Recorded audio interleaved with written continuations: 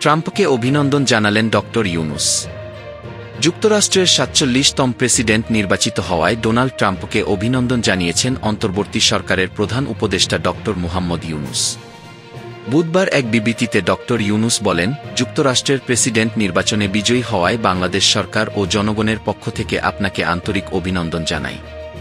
দ্বিতীয় মেয়াদে প্রেসিডেন্ট হিসেবে নির্বাচিত হওয়া যুক্তরাষ্ট্রের জনগণের আস্থা ও আপনার নেতৃত্বের প্রতিফলন। বিবৃতিতে ডক্টর ইউনূস আরও উল্লেখ করেন, বাংলাদেশ ও যুক্তরাষ্ট্রের দীর্ঘদিনের বন্ধুত্ব ও সহযোগিতা রয়েছে, যা আপনার পূর্ববর্তী মেয়াদে আরও হয়েছে। আমি বিশ্বাস করি, আমাদের দুই দেশের সম্পর্ক আরও শক্তিশালী হবে এবং টেকসই উন্নয়নের জন্য আমরা একসঙ্গে কাজ করব। ডক্টর ইউনূস প্রেসিডেন্ট ট্রাম্পের জন্য শুভকামনা জানিয়ে তার নেতৃত্বে যুক্তরাষ্ট্রের অগ্রগতি ও বিশ্বকে অনুপ্রাণিত করার প্রত্যাশা প্রকাশ করেন।